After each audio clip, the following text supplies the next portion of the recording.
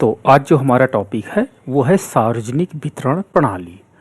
सार्वजनिक वितरण प्रणाली जिसे हम लोग इंग्लिश में पब्लिक डिस्ट्रीब्यूशन सिस्टम कहते हैं, यानी जो हमारे सरकार द्वारा जो लोगों को राशन वितरण या अन्य चीज़ों का वितरण जो सरकार के माध्यम से किया जाता है उसे हम लोग सार्वजनिक वितरण प्रणाली कहते हैं। सार्वजनिक वितरण प्रणाली का एकमात्र लक्ष्य होता है कि जो हमारे उपभोक्ता हैं उन उपभोक्ताओं को जो मार्केट मैकेनिज्म से नुकसान होता है या क्लाइमेट के कारण या किसी के कारण जो डिमांड एंड सप्लाई में एक गैप जनरेट हो जाता है और उस गैप के कारण इकोनॉमी में प्राइस राइज हो जाता है, तो सभी उपभोक्ताओं की उतनी कैपेसिटी नहीं होती है कि वो सारी वस्तुओं को परचेज कर सके। तो एक प्रकार से ये प्रोटेक्शन पॉलिसी होती है ताकि उपभोक्ताओं के अधिकार ना छीने। इस सिस्टम को हम लोग सार्वजनिक वितरण प्रणाली के नाम से जानते हैं। अब सार्वजनिक वितरण प्रणाली के अंतर्गत ये फ्लो चार्ट अगर आपको समझ में आ जाएगा तो ये फ्लो चार्ट आपको काफी चीजों को क्लियर कर देता है। देखिए, सार्वजनिक वितरण प्रणाली के अंतर्गत जो पहली हमारी मुख्य कड़ी होती है वो फार्मर्स होते हैं। तो जो हमारे देश में फार्मर्स होते हैं वो कुछ भी चीज़ों का उत्पादन करते हैं। अभी फार्मर्स हमने यहाँ पर एक कंपोनेंट लिया है, बल्कि हमारे पास कई इसमें कंपोनेंट होते हैं क्योंकि फार्मर्स अनाज उगाते हैं। इसी प्रकार इसमें केरोसिन ऑयल, चीनी भी जोड़ी गई, तो हम उन उत्पादकों से उस चीज़ को लेते हैं। लेकिन यहाँ पर हम बेसिक कंपोनेंट फार्मर की बात करते हैं क्योंकि राशन की दुकानों के माध्यम से वर्तमान में मान लीजिए अगर गेहूँ चावल बट रहा है, डिस्ट्रीब्यूट हो रहा है, तो वो कैसे फ्लो में काम करता है। तो सबसे पहले जो फार्मर अनाज उगाता है उसको हम लोग एफसीआई में रखते हैं और एफसीआई जो सेंट्रल गवर्नमेंट के अंतर्गत आता है वो खरीदारी करता है। और ये खरीदारी जो होती है वो प्रोक्यूरमेंट एट जो आपका मिनिमम सपोर्ट प्राइस पर परचेज किया जाता है। ठीक है, तो मिनिमम सपोर्ट प्राइस यानी न्यूनतम जो समर्थन मूल्य होता है वो सरकार जारी करती है और न्यूनतम समर्थन मूल्य के द्वारा सरकार क्या करती है कि किसानों से अनाज को खरीदती है और उसको क्या करती है एफसीआई में जो हमारे भंडार गृह होते हैं उन भंडार गृह में स्टोर करती है। अब हमारे पास दूसरा स्टेप क्या है कि दूसरे स्टेप के अंतर्गत राज्य सरकार जो हमारे पास होती है, जितनी हमारी स्टेट गवर्नमेंट्स होती हैं, अब वहां के लोगों को हमको क्या करना पड़ेगा कि खाद्यान्न वितरण करना है, उनको खाद्य सुरक्षा जाल के अंतर्गत लाना है। तो राज्य सरकार की जिम्मेदारी होती है कि उनको इशू प्राइस में अनाज को वितरित करें। ठीक है, इसको आप हिंदी में जारी मूल्य कहते हैं। ठीक है, इशू प्राइस या वसूली कीमतों के नाम से जाना जाता है। तो ये जारी कीमतें या वसूली कीमतों के नाम से होता है, इंग्लिश में से इशू प्राइस कहते हैं। और इशू प्राइस वो प्राइस होता है जिस प्राइस पर कंज्यूमर को वस्तुएं मिलती हैं। याद रखना, इशू प्राइस वो प्राइस है जिस मूल्य पर राज्य सरकार वस्तुओं तथा सेवाओं को पीडीएस के माध्यम से लोगों तक या उपभोक्ताओं तक पहुंचाती है, उसे हम लोग इशू प्राइस कहते हैं। मिनिमम सपोर्ट प्राइस वो प्राइस होता है जिसमें गवर्नमेंट किसानों से अनाज खरीदती है। ठीक है, तो गवर्नमेंट परचेज की फार्मर से जिस रेट पर फार्मर से अनाज लेती है उस रेट को हम लोग न्यूनतम समर्थन मूल्य के नाम से जानते हैं। अब राज्य सरकार ने इशू प्राइस को हमने क्या किया, इशू प्राइस पर वो राज्य सरकार को आदेशित किया जाता है कि आप इस प्राइस पर जारी करोगे। अब राज्य सरकार क्या करती है, फेयर प्राइस शॉप ढूंढती है। फेयर प्राइस शॉप जो आपने देखा होगा राशन वितरण की दुकानें, तो इनको इंग्लिश में हम लोग बोलते हैं एफपीएस। एफपीएस के माध्यम से जो राशन की दुकानें होती है, आपने देखा होगा कि वहां पर बोर्ड लगे होते हैं और उस बोर्ड में फेयरनेस के लिए क्या होता है कि कोई भ्रष्टाचार ना हो तो उसमें सारे अनाज का मूल्य लिखा भी रहता है और टाइमिंग भी लिखी रहती है। तो यहां पर फेयर प्राइस शॉप में जो बेनिफिशियरी होता है, हमारा बेनिफिशियरी कुछ भी हो सकता है, अंत्योदय अन्न योजना वाला व्यक्ति हो सकता है, बीपीएल फैमिली वाला व्यक्ति हो सकता है, ठीक है, मनरेगा वाला व्यक्ति हो सकता है। तो जो बेनिफिशियरी होते हैं, बेनिफिशियरी की डिफिनीशन बड़ी ब्रॉड है, वो गांव लेवल पर कई बेनिफिशियरी को इसमें जोड़ दिया जाता है और वो क्या करता है कि इशू प्राइस पर अनाज को ले लेता है। यानी जो sale of the grains at the central level पर जो अनाज को बेचा गया था, वही अनाज को बेनिफिशियरी को इशू प्राइस पर जारी कर दिया जाता है। अब देखिए, एक हमारे पास बर्डन जनरेट होता है। बर्डन का मतलब होता है कि सपोज दैट अगर हमने एमएसपी जो है गेहूं की, वो minimum support price suppose that 18 रुपए पर केजी है, सपोज दैट, ठीक है, 15 रुपए भी हो सकती है, 14 रुपए भी हो सकती है, 10 रुपए। और ये एमएसपी का जो मूल्य होता है वो ज्यादा होता है, जबकि ईसू प्राइस आपने देखा होगा कि ईसू प्राइस जो होता है वो बहुत कम होता है। 2 रुपए किलो गेहूं, 3 रुपए किलो चावल, ये रेट आपके पास मान लीजिए ईसू प्राइस है। तो सपोज दैट अगर मैंने 3 रुपए किलो चला यहां पर लिया, तो एक प्रकार का यहां पर अंतराल जनरेट हुआ मिनिमम सपोर्ट प्राइस में और ईसू प्राइस के बीच में। तो ये जो आपके पास 15 रुपए का बर्डन होता है, ये बर्डन गवर्नमेंट के ऊपर ये बर्डन पड़ता है और गवर्नमेंट इसको किससे, सब्सिडी के माध्यम से फुलफिल करती है। ठीक है, सब्सिडी प्रोवाइड करती है, यानी सरकार के खजाने से पैसा पेमेंट होता है। ठीक है, तो अगर हमारे नंबर ऑफ द बेनिफिशियरी लगातार बढ़ते चले गए तो निश्चित रूप से आप कहोगे कि हमारे पास जो सब्सिडी होता है वो सब्सिडी का अमाउंट भी बढ़ता चला जाएगा। तो इस प्रकार कहा जा सकता है कि देश में सरकार के ऊपर वास्तव में पीडीएस के माध्यम से एक हैवी बर्डन भी पड़ता है। लेकिन बर्डन से ज्यादा जो हमारे पास बेनिफिट है कि वास्तव में इस पाथ के माध्यम से, इस क्रिटिकल एनालिसिस के माध्यम से, इस हम कह सकते हैं फ्लो के माध्यम से हम डायरेक्ट अटैक कर सकते हैं। कहां पे डायरेक्ट अटैक करते हैं? पॉवर्टी पर अटैक करते हैं। तो वास्तव में सब्सिडी से ज्यादा इंपॉर्टेंट हमारा जो मुद्दा हो जाता है वो पॉवर्टी हो जाता है कि अगर एक देश की पॉवर्टी रिमूव हो रही है और हम उनको खाद्य सुरक्षा जाल प्रदान कर रहे हैं, तो निश्चित रूप से सब्सिडी है, मनी है, कहीं ना कहीं सरकार उसको एडजस्ट कर लेगी। बट अगर हमारे पास देश में पॉवर्टी रिमूव हो रही है तो निश्चित रूप से ये हमारे लिए एक अच्छी बात है और इससे हमारे देश में क्या होता है, लोग भूखमरी का शिकार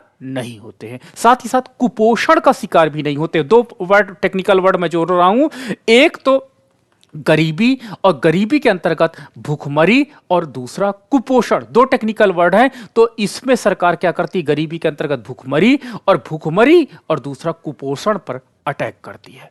ठीक है, आगे बढ़ते हैं। आपका जो सार्वजनिक वितरण प्रणाली है जिसे हम लोग पीडीएस कहते हैं, ठीक है, उपभोक्ता मामले में खाद्यान्न और सार्वजनिक वितरण मंत्रालय केंद्र सरकार के तहत स्थापित भारतीय खाद्य सुरक्षा प्रणाली है। यानी जो एक हमारा अधिकार है कि हम भूखे नहीं रहेंगे, राज्य सरकार इस अधिकार को आपको सुरक्षित रखता है। ठीक है, तो यह सेंट्रल गवर्नमेंट में खाद्य एवं और सार्वजनिक वितरण मंत्रालय के तत्वाधान में संचालित किया जाता है। एक बार क्वेश्चन पूछा गया था कि जो आपका पीडीएस प्रणाली है वो कहां से संचालित होता है, केंद्र सरकार से या राज्य सरकार से? केंद्र सरकार खरीदारी करती है, राज्य सरकार को पावर दे देती है, किसके लिए?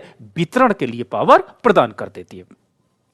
दूसरा हमारे पास है कि पीडीएस सस्ती कीमतों की, ये वही जो आपके पास इशू प्राइस है, इसको हम लोग सस्ती कीमतों पर खाद्यान्न के वितरण के माध्यम से कमी के प्रबंधन की एक प्रणाली है। यानी जहां पर shortage of the food grain है, उस shortage of the food grain को ये फुलफिल करता है। क्योंकि देखो, आप जानते हो कि देश में जो हमारे पास होता है वो इक्वलिटी नहीं है। इक्वलिटी क्यों नहीं है? मतलब क्या होता है कि कहीं पर अनाज का उत्पादन ज्यादा होता है, कहीं पर अनाज का उत्पादन कम होता है। तो एक जगह से केंद्र सरकार अनाज को खरीदती है और दूसरी जगह पर इशू प्राइस पर उस अनाज को उपलब्ध करा देती है। अब ऐसा नहीं है कि मार्केट प्राइस पे उपलब्ध कराती है, क्योंकि आधे लोगों के पास जो खरीदने की क्षमता होगी वो नहीं उपलब्ध हो पाएगी। तो इसलिए सरकार क्या करती है कि उसे इशू प्राइस पर ही बेनिफिशियरी को प्रदान करती है। अगला हमारे पास है पीडीएस का संचालन केंद्र सरकार और राज्य सरकार की संयुक्त जिम्मेदारी होती है। अब क्या है, केंद्र सरकार क्या करती है, उस अनाज को खरीदती है, किस प्राइस पर? एमएसपी पर, मिनिमम सपोर्ट प्राइस पर खरीदती है। किससे? किसानों से खरीदती है।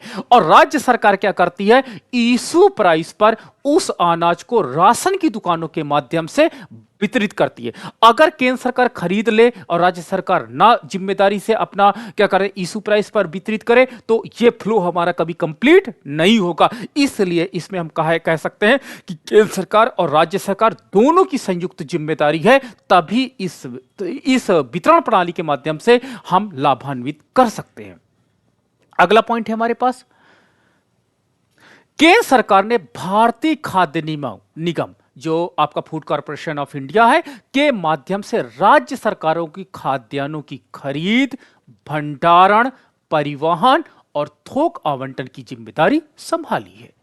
देखिए, सबसे बड़ा हमारे पास चैलेंज है कि जब किसान, हमारे जो फार्मर होता है, फार्मर अनाज का उत्पादन करता है तो FCI food corporation of India क्या करता है, सबसे पहले इस अनाज की खरीदारी करता है। देखो, एक बिग चैलेंज हमारे पास होता है कि हर राज्य जहां पर जिसका उत्पादन ज्यादा होता है उस अनाज को खरीदना, ठीक है, उसके बाद इसको भंडारित करना। आपने देखा होगा कितना न्यूज में दिखाई पड़ता है कि हमारा इतना अनाज बारिश में सड़ गया, ठीक है, भंडारण की कमी के कारण। और भंडारण भी हमारा सुरक्षित भंडारण हो, ऐसा नहीं कि वहां पर चूहे खा जाएं या उसमें कीड़े लग जाएं, ठीक है। तो this is the big challenge for Indian economy कि हमारे अनाज की खरीदारी जो फूड कॉर्पोरेशन ऑफ इंडिया करता है, भंडारण जो फूड कॉर्पोरेशन ऑफ इंडिया करता है, ट्रांसपोर्टेशन एक स्टेट से दूसरे स्टेट में अनाज को ले जाना और उसे डिस्ट्रीब्यूट करना, यह बहुत बड़ा एक चैलेंज होता है जिसको केंद्र सरकार ने संभाला है।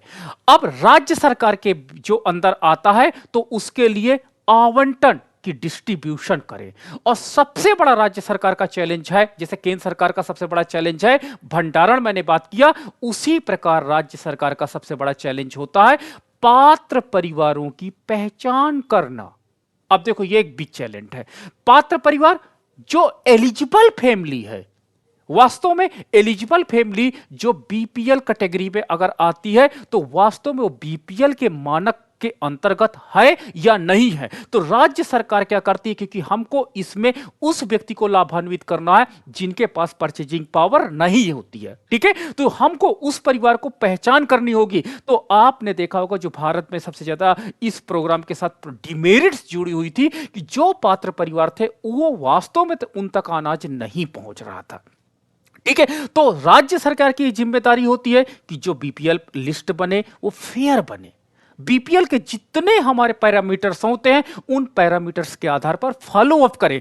अब राज्य में एक प्रॉब्लम आ गई, राज्य सरकार ने क्या किया, जिले स्तर पर यह जिम्मेदारी प्रोवाइड किया, जिले स्तर ने ग्राम स्तर पर या ब्लॉक स्तर पर यह प्रोवाइड किया कि आप उन व्यक्तियों की पहचान करिए जिनको यह अनाज प्रोवाइड किया जाए। और आपने देखा होगा ग्राम स्तर पर ग्राम प्रधान जी द्वारा उस लिस्ट को बनाई जाती है, जिसके परिणाम स्वरूप जो प्रधान जी या ग्राम प्रधान जी द्वारा परिचित होते हैं या जो उनके फेवर के लोग होते हैं उन्हीं का नाम अधिकतर हमने देखा, जो लिस्ट हमारे पास आई उसमें एक क्या होता है, चढ़ जाता है। परिणाम स्वरूप जो हमारे एक मेजरमेंट स्केल था वो मेजरमेंट स्केल के अंतर्गत पात्र परिवार नहीं आ पाते हैं, जिससे राज्य सरकार में जो पीडीएस के अंतर्गत राशन का आवंटन हुआ वो वास्तव में उचित आवंटन नहीं हो पाया। तो आज भी एक हमारे पास चैलेंज है कि जो एलिजिबल फैमिली है, इन एलिजिबल फैमिली की पहचान कैसे की जाए और इन एलिजिबल फैमिली को ही हम इसके अंतर्गत लाभान्वित करने की बात सोच रहे हैं, जो राज्य सरकार का एक बिग चैलेंज है।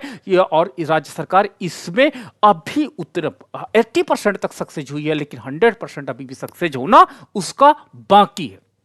दूसरा, राशन कार्ड, आपने देखा होगा राशन कार्ड बनाए गए, जारी करना, उचित मूल्य की दुकानें, आपने देखा होगा जो राशन की दुकानें होती हैं जिसको हमने बोला था एफपीएस, एफपीएस के कामकाज की निगरानी रखना कि वो अनाज जैसे हर महीने आता है तो वो अनाज डिस्ट्रीब्यूट होता है या नहीं डिस्ट्रीब्यूट होता है, डिस्ट्रीब्यूट होता है तो क्या वही रेट से डिस्ट्रीब्यूट होता है।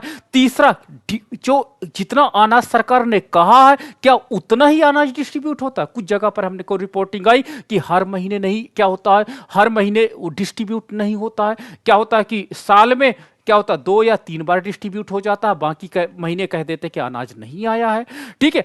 आपका केंद्र सरकार जब एक सर्वे रिपोर्ट आई, आप मिश्रापुरी और दत्त सुंदरम पढ़िएगा तो उसमें रिपोर्ट आई कि जो तमिलनाडु का सर्वे किया गया तो तमिलनाडु में हमने देखा कि 4 में से 4 दिन राशन की दुकानें खुली थी। 4 में से 4 महीने का सर्वे किया गया तो चारों महीना एक निश्चित डेट को पहुंचा गया तो 4 में से 4 महीना हुआ, मतलब मिली, दुकानें खुली मिली। जब मध्य प्रदेश का सर्वे किया गया तो 4 महीनों में 3 महीने दुकानें खुले मिली और 1 महीना उन्होंने बंक मार दिया था। जब उत्तर प्रदेश में आते हैं तो 4 महीने में से 2 महीने का राशन वितरण हुआ और 2 महीने उन्होंने ये कह दिया कि इस बार अनाज नहीं आया। और बिहार में जब हमने रिपोर्ट किया तो 4 में से 4 महीने कभी अनाज डिस्ट्रीब्यूट नहीं हुआ था।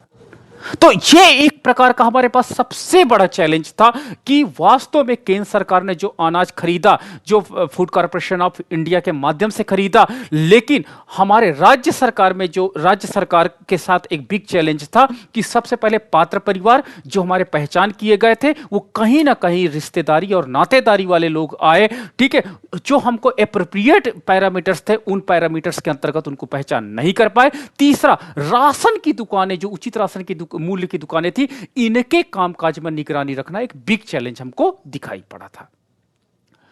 अब आया पीडीएस के तहत वर्तमान में राज्य केंद्र शासित प्रदेशों को वितरण के लिए आपने देखा होगा गेहूं प्रदान किया जा रहा है, चावल प्रदान किया जा रहा है, चीनी पहले प्रदान किया जाता था अब बंद कर दिया गया है, मिट्टी का तेल केरोसिन जो ऑयल था यह भी प्रदान किया जाता था जो इस समय बंद कर दिया गया था, और इसके पूर्व कोयला, नमक, इवन कपड़ा भी, यानी जो essential commodity of a life. आप एक गांव के एक ऐसे व्यक्ति की का इमेजिनेशन करिए कि उसको अपने जीवन यापन के लिए कौन कौन सी वस्तुएं आवश्यक होगी, वो लगभग सारी वस्तुओं को इसके अंतर्गत जोड़ा गया था ताकि उसके जीवन जीने का अधिकार, उसके खाना खाने का अधिकार को वंचित ना किया जा सके। लेकिन जैसे जैसे हमने ये देखा कि भारत में हमारे पास सोलर एनर्जी आई, हमारे पास इलेक्ट्रिसिटी आई, तो मिट्टी के तेल को, इस कंपोनेंट को हटाया गया। चीनी वास्तव में अमीरों का मत था। देखो इसको बहुत,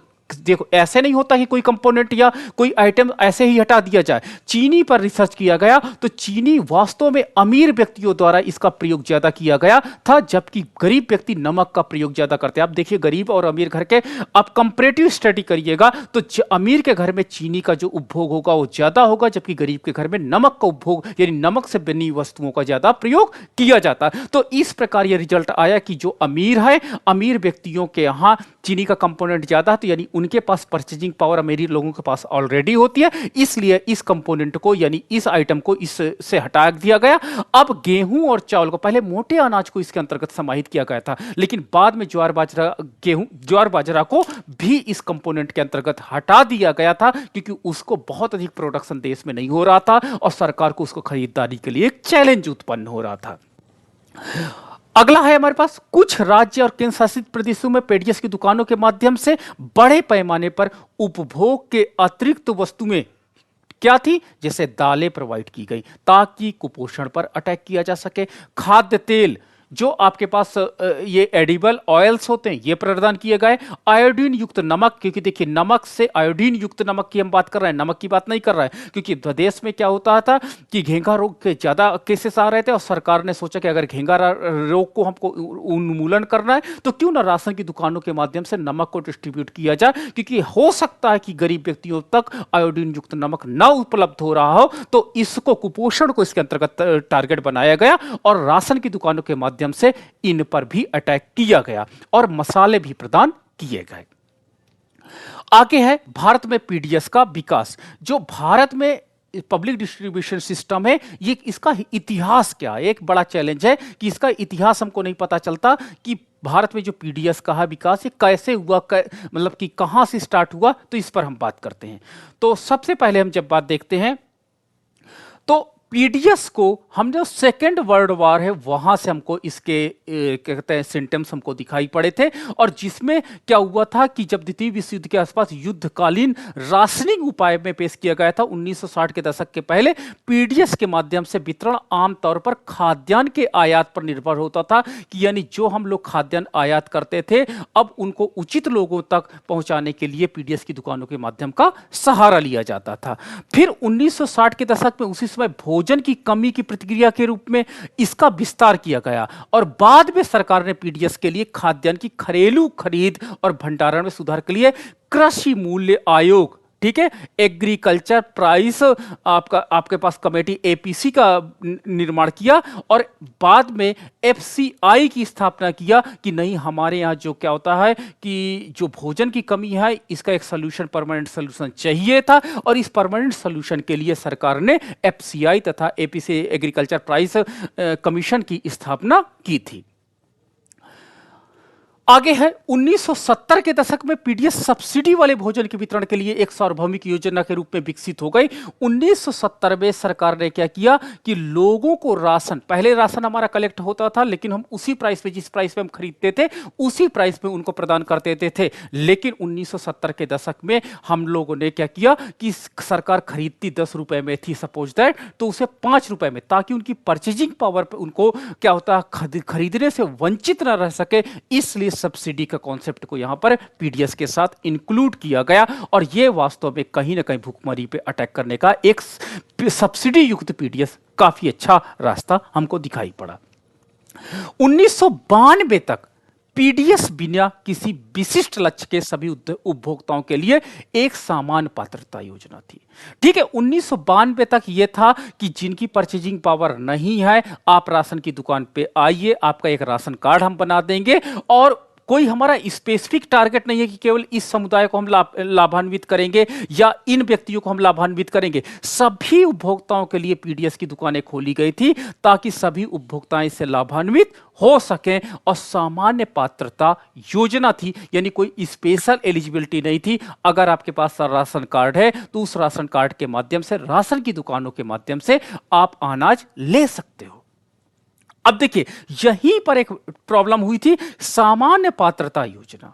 सामान्य पात्रता योजना के अंतर्गत आपने देखा होगा कि सभी व्यक्ति क्या हुए थे, राशन की दुकान में पहुंच जाते थे, और जिसके परिणाम स्वरूप जो व्यक्ति वंचित था, जो भुखमरी का शिकार था, उसके पास इतने पैसे नहीं होते थे कि वो राशन की दुकानों से अनाज खरीद सके। कभी कभी वो गेहूं खरीदता था, चावल नहीं खरीदता था, कभी कभी गेहूं और चावल खरीदता था तो नमक नहीं खरीदता था।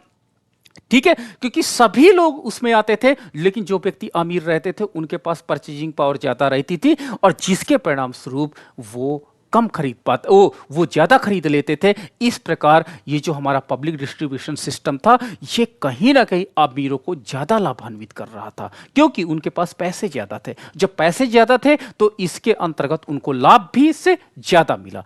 इसलिए सरकार को पुनः सोचना पड़ा, और सरकार ने संशोधित क्या होता है, रिवाइज्ड सार्वजनिक वितरण प्रणाली लागू किया, जिसे आरपीडीएस के नाम से जाना जाता है। यह कब लागू किया गया? जून 1992 में। और जून 1992 में यह सोचा गया कि नहीं, अगर यह सामान्य पात्रता योजना के अंतर्गत इसे लॉन्च कर दिया जाएगा तो यह सामान्य पात्रता योजना निश्चित रूप से क्या हो जाएगा कि हम जिस समुदाय को या जिस वर्ग को हम लक्षित कर रहे हैं, हम गरीबी को लक्षित कर रहे हैं, हम कुपोषण को लक्षित कर रहे हैं, उस लक्ष्य को हम पूरा नहीं कर पाएंगे। इसलिए सरकार ने कहा कि आरपीडीएस जो कहते हैं रिवाइज्ड पब्लिक डिस्ट्रीब्यूशन सिस्टम, जून 1992 में लॉन्च किया गया। तो ये डेट याद रखना, बार बार पूछी जाती है डेट।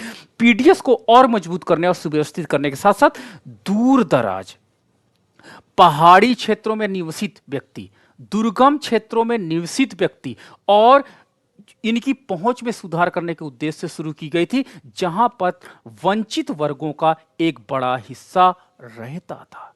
तो यानी आरपीडीएस के अंतर्गत जो वंचित क्षेत्र थे, वंचित के क्षेत्र का मतलब होता है एक बूढ़ी औरत का इमेजिनेशन करिए जो चल फिर नहीं सकती है।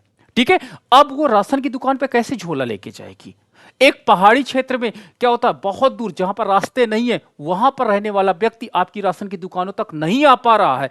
तो वास्तव में इन व्यक्तियों के लिए यह नहीं कि एक ही दिन आपको 5 तारीख को दुकान खुलेगी, 5 तारीख को अगर आप आए तो मिलेगा, नहीं तो नहीं मिलेगा। नहीं, आपको रिवाइज्ड पब्लिक डिस्ट्रीब्यूशन सिस्टम की आवश्यकता पड़ी। और रिवाइज्ड जो पब्लिक डिस्ट्रीब्यूशन सिस्टम था, यह कह रहा था कि जो वर्ग वंचित है, रियल में वंचित है, जो जिनको जरूरत है, उनको इसके अंतर्गत लाया जाए और इस योजना से उनको जोड़ा जाए, लाभान्वित किया जाए। तो इस उद्देश्य से आपका रिवाइज्ड पब्लिक डिस्ट्रीब्यूशन सिस्टम जून 1992 में चालू किया गया। अगला है आपका पॉइंट 1997 में।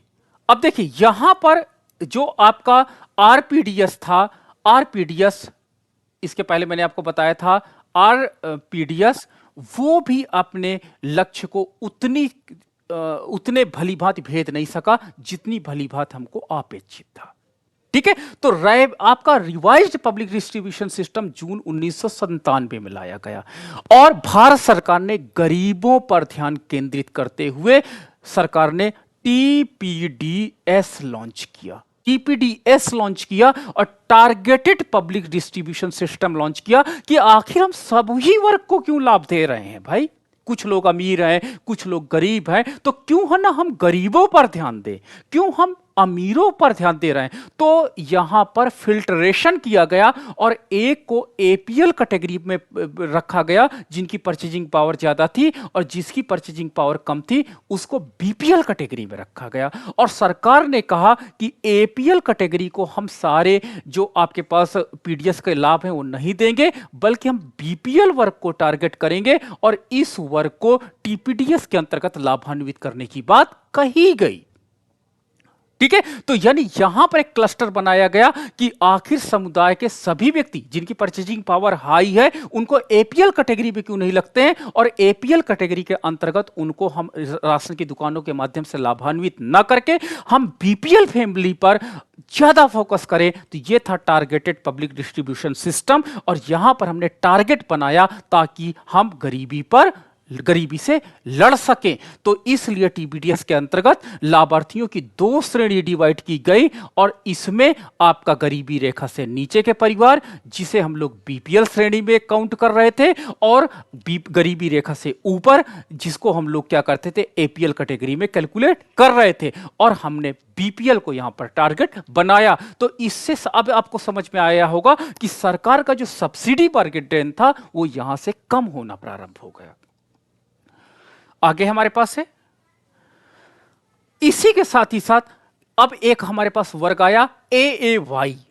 ठीक है, अंत्योदय अन्न योजना को भी हम इसी के अंतर्गत जोड़ दिए गए।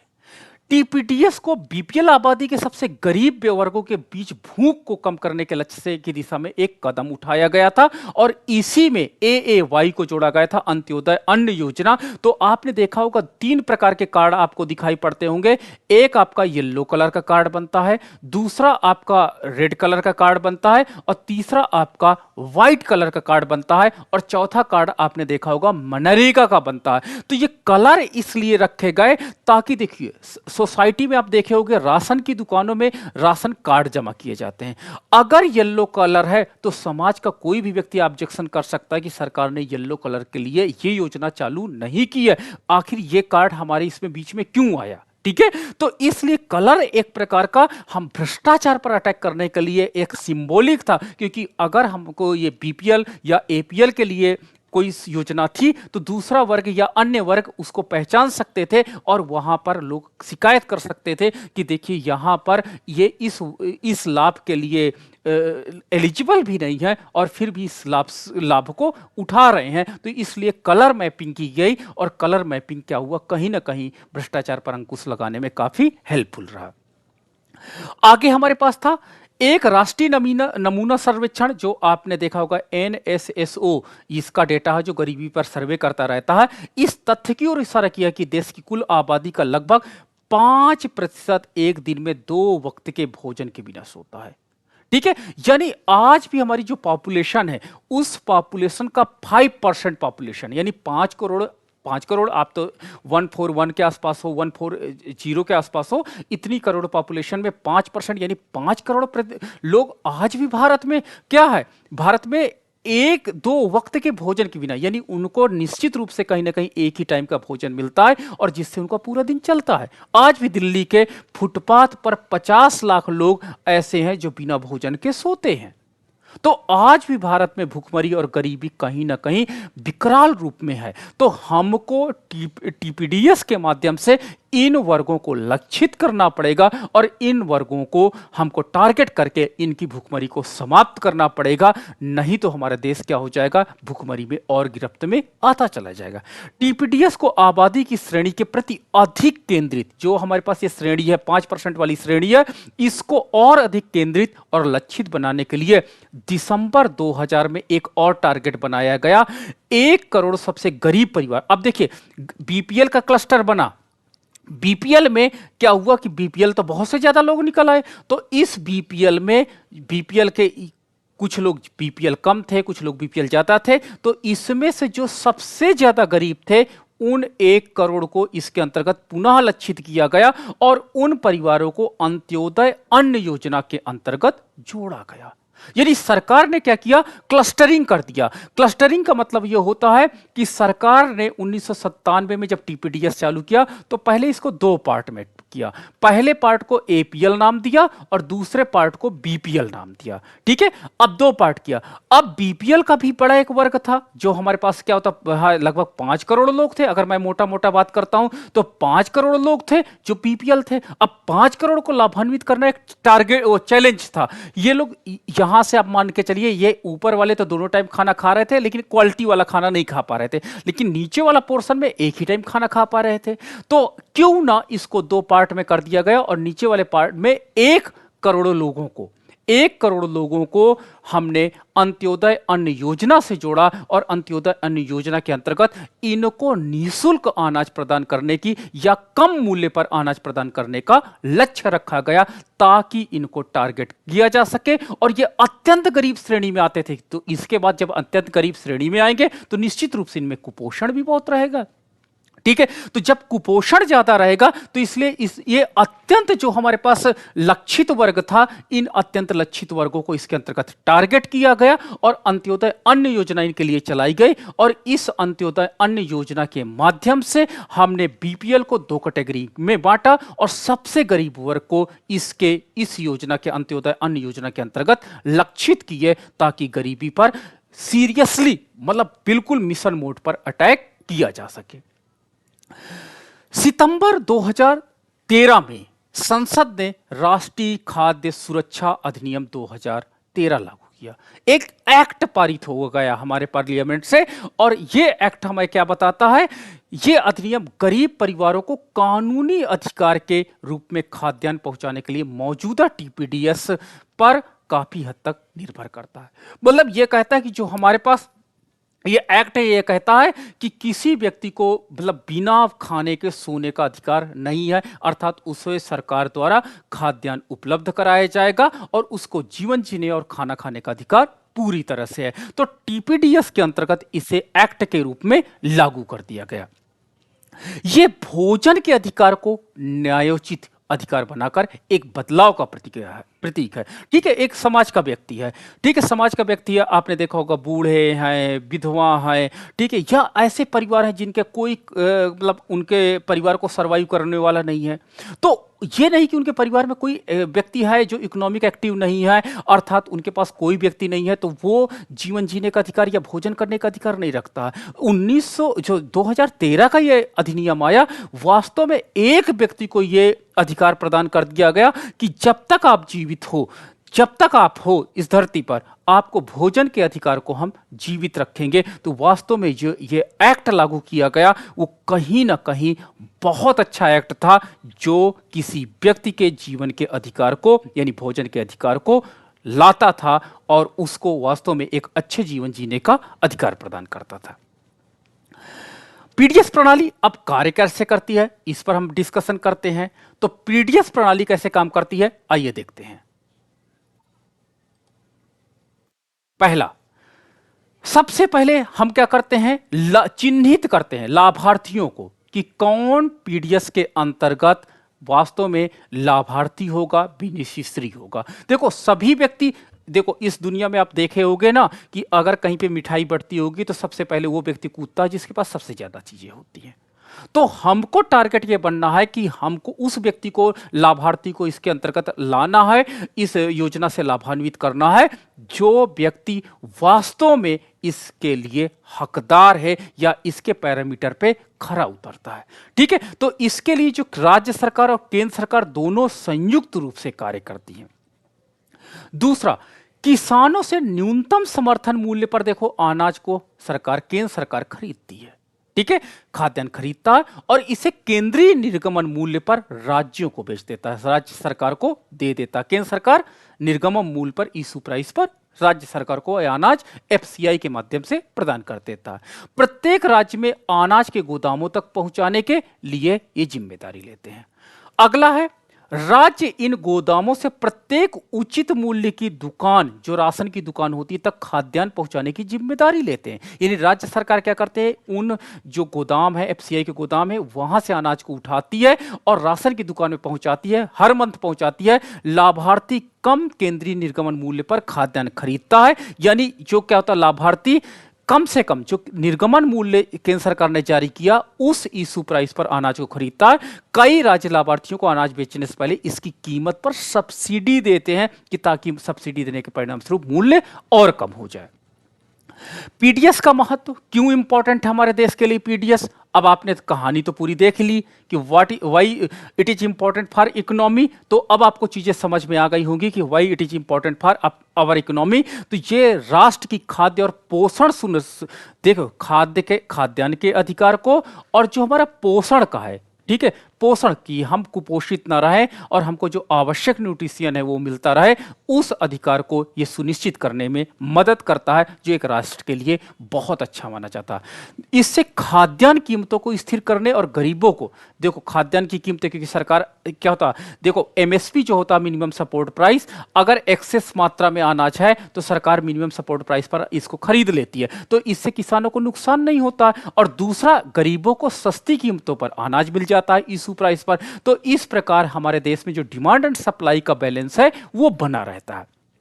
तीसरा हमारे पास जो इसका इंपॉर्टेंट कंपोनेंट है, ये गोदामों में खाद्यान्न को बफर स्टॉक बनाए रखता है।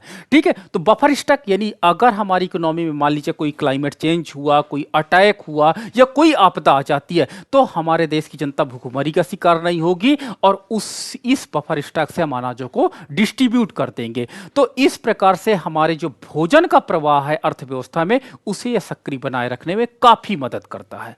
नाउ द नेक्स्ट है, इसने देश की अधिशेष जैसे पंजाब और हरियाणा में गेहूं ज्यादा होता है, ठीक है, छत्तीसगढ़ बंगाल में चावल ज्यादा होता है, तो जहां पर ओवर प्रोडक्शन है उससे कमी वाले क्षेत्रों में अनाज को रिडिस्ट्रीब्यूट कर देता है। इससे देश के लोग हर चीज अच्छे से कंज्यूम कर लेते हैं। ऐसा नहीं कि हमारे देश में मूंगफली नहीं होती, गुजरात मूंगफली में ज़्यादा आगे है, राजस्थान सरसों के तेल में बहुत आगे है, आपका मध्य प्रदेश सोयाबीन के उत्पादन में बहुत आगे है। तो देखिए, ये जरूरी नहीं है कि हमारे यहाँ वो उत्पादन हो या ना हो, लेकिन पीडीएस के माध्यम से हम सारे अनाजों का उपभोग कर लेते हैं। तो इस प्रकार जो हमारे पास फूड ग्रेन सर्कल है वो हमको हर चीज़ों को पुनर्वितरण में मदद करता है और हम उसका उपभोग कर सकते हैं।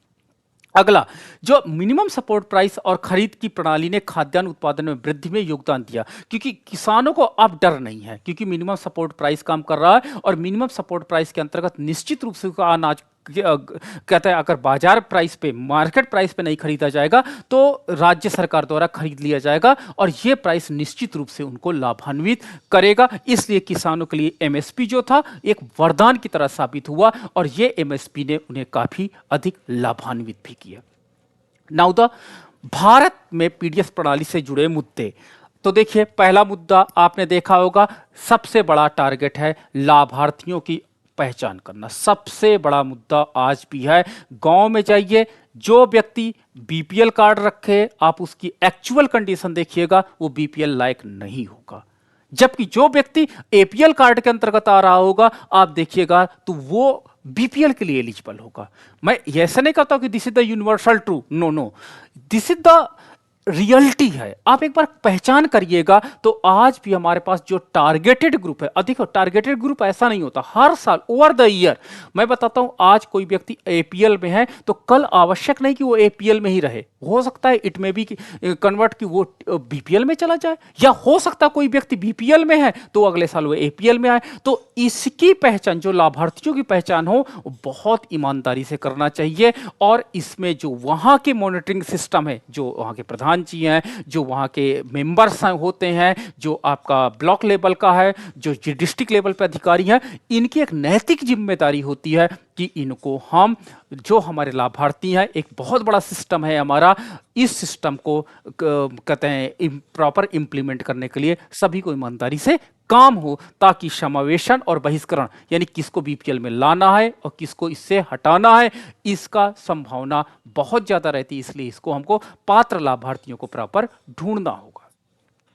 दूसरा, 1909 में गठित एक विशेषज्ञ समूह के अनुमान के अनुसार पीडीएस लगभग 61 अपवर्जन और 25% लाभार्थियों को शामिल करने की त्रुटि से ग्रस्त, यानी 61% लोग जो थे वो अपवर्जन थे, वो एलिजिबल नहीं थे, नॉट एलिजिबल थे, फिर भी वो बीपीएल कार्ड या पीडीएस का लाभ ले रहे थे। और 25% जो लाभार्थियों को शामिल करने, यानी इसमें 25% ऐसे गांव के लोग मिले जिनका कार्ड एपीएल था लेकिन होना क्या चाहिए था, बीपीएल था।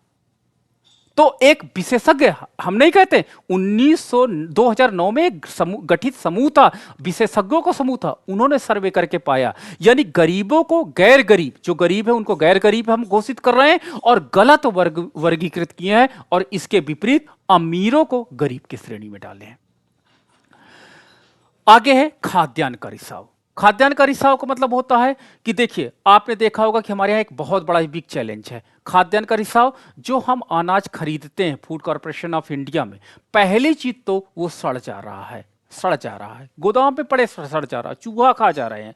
परिवहन रिसाव, ठीक है, मालिक द्वारा कालाबाजारी, जो वहां पे एफपीसी के मालिक हैं उनके द्वारा कालाबाजारी बहुत ज्यादा की जा रही है, तो इन पर हमको अब फोकस करना पड़ेगा। टीपीडीएस राशन की दुकानों को खुले बाजार में परिवहन के दौरान खाद्यान्न को बड़े रिसाव से पीड़ित है। यानी आपने देखा होगा कि दुकानें इस महीने क्यों नहीं खुलेगी, क्योंकि उस अनाज को वो दुकान वाले ने बाजार में बेच लिया है। तो हमको इसके क्रियान्वयन पर बहुत अधिक फोकस करना पड़ेगा, और इस पर देखिए कि अखिल भारतीय स्तर में पीडीएस में चावल और गेहूं का जो रिसाव था वो 36%, यानी सरकार, अगर केंद्र सरकार देती है 100%, तो 36% रिसाव पाया गया, यानी 64% ही लोग लाभान्वित होते हैं। 36% जो अनाज है वो डिस्ट्रीब्यूट ना होकर के मार्केट में चला जाता, जो उनका कालाबाजारी का पार्ट बन जाता है। आगे खरीद से जुड़ा मुद्दा, जो हम खरीदते हैं ओपन एंडेड खरीद, यानी बफर स्टॉक भरा होने पर भी आने वाले सभी अनाज को स्वीकार करना, खुले बाजार में कमी पैदा कर देना, यानी एमएसपी के अंतर्गत हम अनाज खरीदेंगे चाहे हमारे पास जगह हो चाहे न जगह हो, तो इस मुद्दे पर हमको सोचना पड़ेगा। दूसरा भंडारण का मुद्दा, कि आखिर सीएजी के प्रदर्शन ऑडिट में सरकार की भंडारण क्षमता में गंभीर कमी है, यानी हमारे पास उतने फूड कॉर्पोरेशन ऑफ इंडिया के गोदाम नहीं है जितने गोदाम की हमको आवश्यकता है। बढ़ती खरीद और अनाज सड़ने की घटनाओं को देखते हुए पर्याप्त ढके हुए भंडारण की कमी, यानी हमारे पास टीन शेडेड या हमारे पास ऐसे गोदाम नहीं है जहां पर बारिश से हम अनाज को बचा सके। खुले यानी ओपन हम स्काई में इनको रखते हैं, जिससे हमारे अनाज को सड़ने की संभावना बढ़ जाती है। आगे हमारे पास है न्यूनतम समर्थन मूल्य। तो न्यूनतम समर्थन मूल्य के प्रावधान में किसानों को गरीबों द्वारा खाए जाने वाले मोटे अनाज के उत्पादन को हटाकर चावल और गेहूं की ओर बढ़ने के लिए प्रोत्साहित किया। तो आपने देखा होगा कि जो मिनिमम सपोर्ट प्राइस है, इसके अंतर्गत अब मोटे अनाज जो थे उनको सरकार ने हटा करके गेहूं चावल पर फोकस कर दिया। इससे फसल विविधीकरण को नुकसान हुआ। फसल विविधीकरण का मतलब होता, अगर मोटे अनाज को इसके अंतर्गत रखा जाता तो सरकार एमएसपी के अंतर्गत मोटे अनाज को भी खरीदती, और ये मोटे अनाज कहीं ना कहीं हमारे फसल विविधीकरण को लाभान्वित करते। इसलिए कुछ ही फसलों को इसके अंतर्गत रखना कहीं ना कहीं हमारे फसल विविधीकरण के लिए नुकसानदायक है। अगला पर्यावरणीय मुद्दे। अब देखिए, हम दो ही क्या होते हैं कि अधिशेष प्राप्त करने के, हम गेहूं चावल पे उत्पादन पे ज्यादा फोकस कर रहे हैं, अदर उत्पादन में कम फोकस कर रहे हैं, और गेहूं और चावल पर हमको पानी की ज्यादा आवश्यकता पड़ती है, खाद्य की ज्यादा आवश्यकता पड़ती है, जिसके परिणाम स्वरूप जल गहन, और जब जल गहन करेंगे, बोरवेल करेंगे, हमारा वाटर लेवल डिक्लाइन करेगा, और हम जब यूरिया का प्रयोग या अदर खाद्यान्न का अदर खादों का प्रयोग करेंगे, तो उसके परिणाम स्वरूप हमारी जो धरती हो वो प्रदूषित होगी, नदियां प्रदूषित होंगे, जल स्रोत प्रदूषित होंगे, और वो हमारे लिए एक मुद्दा बन जाएंगे। पंजाब और हरियाणा जैसे खरीद राज्य पर्यावरणीय तनाव पे है। यहां पर आपने देखा होगा कि यहां पर इतना ज्यादा केमिकल का प्रयोग किया गया कि इनके खेत बंजर होने लगे हैं, इनकी प्रोडक्टिविटी अचानक डिक्लाइन करने लगी है। भूजल की कमी, उर्वरकों के अधिक प्रयोग से बिगड़ती मिट्टी और पानी की स्थिति, तो ये कहीं ना कहीं हमको क्रिटिकल स्टेज पर ले जा रहा है। तो पीडीएस के अंतर्गत इन मुद्दों को भी हमको इंटर रिलेटेड करके सोचना होगा, देखना होगा। और पाया गया कि उत्तर पश्चिम भारत में चावल की खेती के कारण 2002 से 8 के दौरान भूजल स्थिति 33 सेंटीमीटर डिक्लाइन कर गया है। नाउ द नेक्स्ट है, पीडीएस में सुधार के लिए हमको आवश्यक है आधार की भूमिका। सबसे पहले हमको आधार इनेबल करना पड़ेगा राशन की दुकानों में। हर व्यक्ति का आधार बनाइए, अंगूठे से दीजिए, शायद वो चालू भी हो गया है, ठीक है, तभी हम ओरिजिनल पीपीएल की व्यक्ति की पहचान कर पाएंगे कि वही व्यक्ति है कि दूसरा व्यक्ति है। दूसरा, भारतीय विशिष्ट जो प्राधिकरण के अनुसार टीपीडीएस के साथ आधार का उपयोग करने से डुप्लीकेट और जो हमारे पास नकली अभ्यर्थी खत्म हो जाएंगे, लाभार्थी खत्म हो जाएंगे, तो इसलिए हमको आधार को कंपलसरी मोड में यूज करना पड़ेगा और बायोमेट्रिक का प्रयोग इसेंशियली करना पड़ेगा। अगला है राज्यों द्वारा प्रौद्योगिकी आधार, यानी हमको कंप्यूटराइज जो डिस्ट्रीब्यूशन सिस्टम है उसको लागू करना होगा।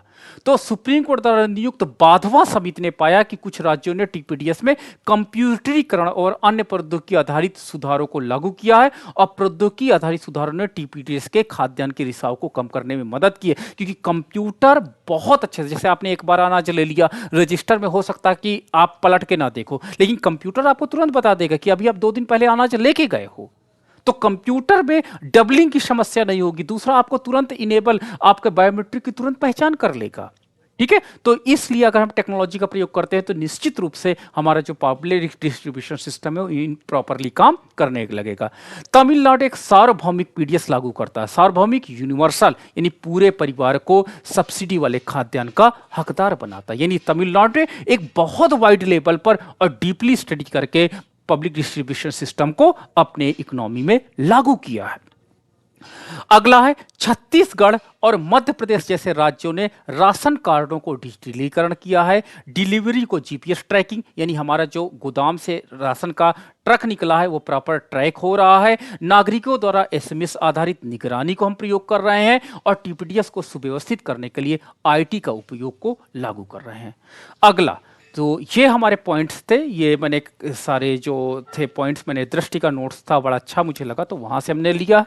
तो ये आज हमारा लेक्चर है। अब आप इसमें क्वेश्चन पूछ सकते हो।